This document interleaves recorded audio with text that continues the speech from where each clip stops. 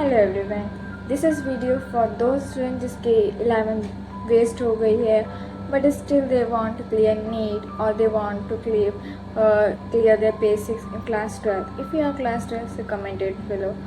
And पहले हम जानते हैं कैसे 11th आपकी वेस्ट हुई है. काफ़ी बच्चों के जो कई तरह के वेस्टेज होते हैं 11th में.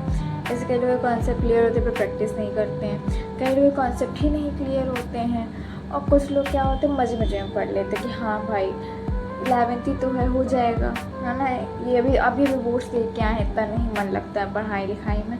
बट इफ़ यू नीड, हाँ भाई इफ़ यू नीड कि हो सकता है इरिटेबल, और ये सबकी प्रॉब्लम होती है. कुछ के बैकलॉग्स लग जाते हैं, कुछ के फिजिक्स के न्यूमेरिकल्स नहीं समझ में आते, कुछ के ऑर्गेनिक छोड़ जाते हैं, कुछ के बायो के मेन चैप्टर छूट जाते हैं. भाई ह्यूमन फिजियोलॉजी छोड़ के बैठे रहते हैं. जो मेन होता है इससे आता है ना, चाहे वो आपका स्कूल एग्जामिनेशन हो, चाहे वो नीट हो, चाहे वो कोई कॉम्पिटिटिव एग्ज़ाम हो. अगर बायो लिए हैं तो ये यूनिट इम्पॉर्टेंट होती है, ये सबको पता होगा. बट क्या आप रियलिटी चेक दे रहे हैं. अभी जैसे 2026 का बात करें, जो 2026 के एग्ज़ाम्स दे रहे हैं उनकी बात की जाए तो 3 मई को उनका मतलब कुछ लोगों का बढ़िया चल रहा होगा. कुछ लोगों ने मेरी तरह 60-40 रूल लगा के 60% वो 12th कर रहे होंगे, 40%. बेसिकली मैं बायो में 60-40 लेके चल रही हूँ, और फिर केमिस्ट्री और फिज़िक्स में मैंने 50-50 भी नहीं लिया है, मैंने 70-30 लेके चल रहे हैं. क्योंकि मुझे पता है कि मेरा बेसिक नहीं क्लियर है 11th का फिज़िक्स का. मुझे नहीं आती है बेसिक की चीज़ें, कंटेंट क्या होता है. एंड आई एम डूइंग, मैं उसके साथ मैं कर रही हूँ क्योंकि मुझे पता है क्या क्या मुझे करना है. सो अब आपको पता नहीं था 11th में कि हाँ मुझे कैसे पढ़ना है, क्योंकि हम लोग जैसे क्लास 10 में पढ़ते हुए आ रहे थे, हम लोग ने वही स्ट्रेटजी अपनाई थी. बट वो स्ट्रेटजी उसमें नहीं काम कर सकते. सिलेबस वाइड हो जाता है. फिज़िक्स के 4 चैप्टर की जगह आप 14 चैप्टर हो जाते हैं. ये सब प्रॉब्लम आती है, मेनली फेस होती है. केमिस्ट्री के 9 चैप्टर हो जाते हैं, 10 चैप्टर हो जाते हैं 12th में आते आते. कुल अपने 19 चैप्टर्स हो जाते हैं. बायो में तो 19, उसमें से 13 इसमें थे, तो बहुत ज़्यादा हो जाता है. 2 साल. और कुछ लोगों का ये रहता है कि जो मतलब ड्रॉप लिए हैं, 2 साल का सिलेबस 1 साल में ख़त्म करना है. कैसे करना है, क्या करना है, कितना क्या शेड्यूल लेके हमको चलना है, कितने घंटे हमको पढ़ना है, एंड ऑल दैट. और आपको इस पर भी वीडियो चाहिए तो बताइएगा. You have to only do like, I will make in that video. उसके बाद हमें रिवाइज़ कैसे करना है, हमें मॉक पेपर देने हैं कि नहीं. रियलिटी चेक तब मिलता है जब आप मॉक पेपर देते हैं. जब तक आप मॉक पेपर नहीं देंगे आपको समझ में नहीं आएगा कि हाँ हम कितने पानी में हैं, हमें कितना मेहनत की ज़रूरत है. क्या हमारा ही सब्जेक्ट वीक है. मोस्टली बच्चों को फिज़िक्स वीक होता है. नीट वालों को फिज़िक्स इसलिए वीक होता है क्योंकि उन्होंने मैथ नहीं ली होती है. जिनका मैथ ली होती है उनको मतलब उनको आदत होती है लंबे लंबे क्वेश्चन सॉल्व करने की, तो वो लोग कर रहे जाते हैं, उनको टाइम टेकन नहीं लगता इतना. और मैथ तो उन्होंने ली नहीं, हम लोगों ने बायोलॉजी ली है, तो हम लोग को थोड़ा वो लगता है. हम लोग को केमिस्ट्री ईजी लगती है पर्सपेक्टिव टू फिज़िक्स. फिज़िक्स की बात लें और केमिस्ट्री की बात लें तो हम लोग को केमिस्ट्री ज़्यादा ईजी लगती है. और जिनकी ऑर्गेनिक क्लियर नहीं, ऑर्गेनिक में क्या कह रहे हैं क्लियर होना चाहिए. पहली बात तो अगर रिडॉक्स, अगर आप 12th में हैं और आपका रिडॉक्स नहीं क्लियर है तो आपको दिक्कत आएगी इलेक्ट्रोकेमिस्ट्री में.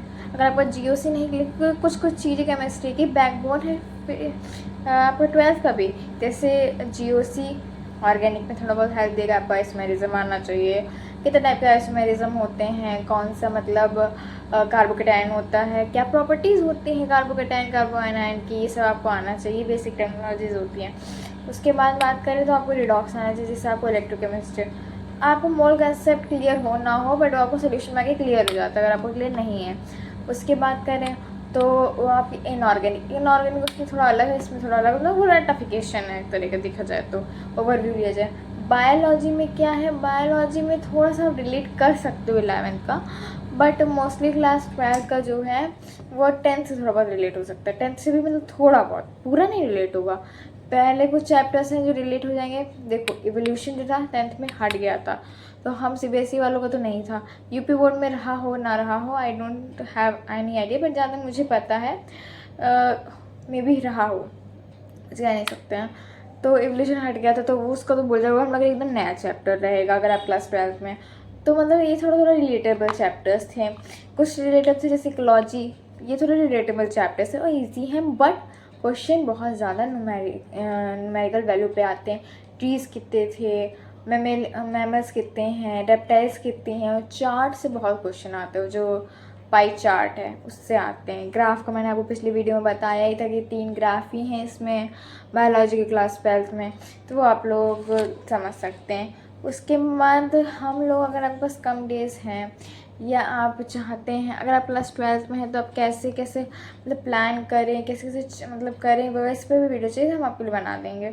और उसके बाद आप अगर आप अभी नीट में 10 दिन बाकी है, 9 दिन बाकी है, तो आपको करने high weightage chapters, you have to give an set number of hours for study, like 8 to 10 hours, 6 to 8 hours, जिससे में आपकी कैपेसिटी हो।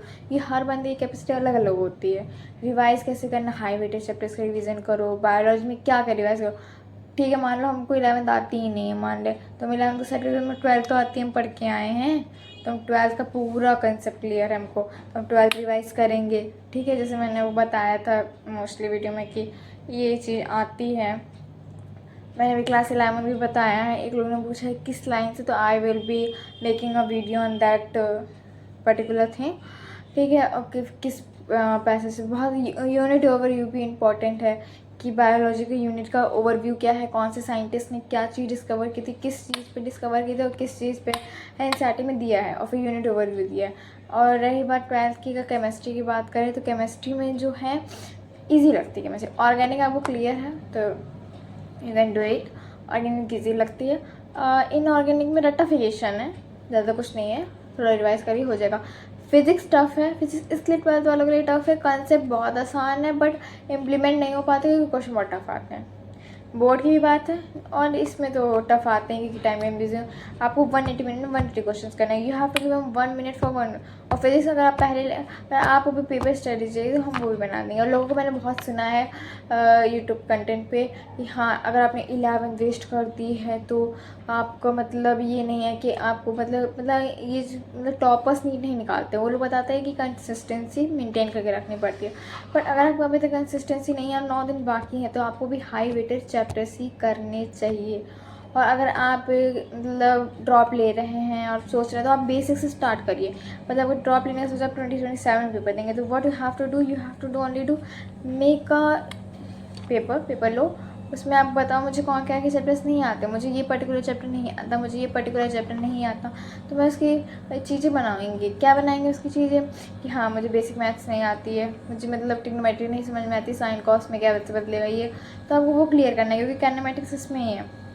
उसके बाद आपका अगर आपको ये ट्रिग्नोमेट्री क्लियर तो आपको यहाँ से आधा चैप्टर, अगर आपको काइनेमेटिक्स क्लियर, काइनेमेटिक्स तो मैकेनिक्स क्लियर, मैकेनिक्स इधर रिलेट नहीं होता बट हाँ थोड़ा बहुत क्लियर हो जाता है, एक बुक काफ़ी क्लियर हो जाती है 11th की। उसके बाद 12th की बात करें तो 12th का धीरे धीरे होता रहेगा। इलेक्ट्रिक करंट है, ये भी थोड़ा मतलब डॉट प्रोडक्ट हो गया, क्रॉस प्रोडक्ट, इसमें काफ़ी सारे मतलब चीज़ें होती है, जैसे टाउ क्या होता है, पी साइन थीटा होता है, पी क्रॉस बी होता है, मतलब ये सब बताना रहता है उसमें। ठीक ये हो गया। उसके बाद केमिस्ट्री की बात करें तो केमिस्ट्री में अगर 11th में कुछ नहीं पढ़ा, आपको कुछ नहीं आता, ऑर्गेनिक नहीं आती हमको, इनऑर्गेनिक नहीं आती, तो यू हैव टू फर्स्ट आपको अपने बेसिक क्लियर करने होंगे। ऑर्गेनिक जीओसी कंप्लीट करो, आइसोमेरिज्म पढ़ो, ये सब पढ़ो, छोटे छोटे कंटेंट पढ़ो, छोटे छोटे स्क्रिप्ट में पढ़ो कि हाँ आज मैंने जीओसी का आइसोमेरिज्म खत्म कर लिया तो कल मैं कार्बोकेटाइन कार्बोएनाइन उसकी प्रॉपर्टीज़ ख़त्म कर देंगे। इस तरह धीरे धीरे करके पढ़ोगे तो अभी से होगा तो कंप्लीट हो जाएगा बाद तक। और बायोलॉजी की बात करें तो बायोलॉजी से सेल पहले छोटे छोटे चैप्टर्स खत्म करो, जिससे तुम्हें लगेगा हाँ भाई मैंने कुछ पढ़ा है। लिविंग वर्ड खत्म कर लो, बायोलॉजी का क्लासिफिकेशन छोटा है, ज़्यादा बड़ा नहीं है। प्लांट एनिमल बड़ा चैप्टर है, ये मान सकते हैं। सेल भी बड़ा है, उसके बाद कौन सा छोटा चैप्टर है, उसके बाद 12th का थोड़ा बहुत देख लो। हाँ ये छोटे छोटे चैप्टर से पहले छोटे चैप्टर्स खत्म कर लो, फिर बड़े चैप्टर्स लेके बैठो। बड़े चैप्टर्स अगर लेके बैठोगे लेंदी जाएगा, बहुत ज़्यादा मतलब हाइप कर जाओगे स्टार्टिंग में, हाँ बहुत ज़्यादा हाइप हो गए हैं, ये हो गया, तो इस तरह कर सकते। और अगर तुम्हें भी 11 वेस्ट कर चुके हो और कमेंट में लिख दो I will be coming back for my NEET 2027 exam and और ऐसे करने के लिए please like share subscribe my channel. Thank you.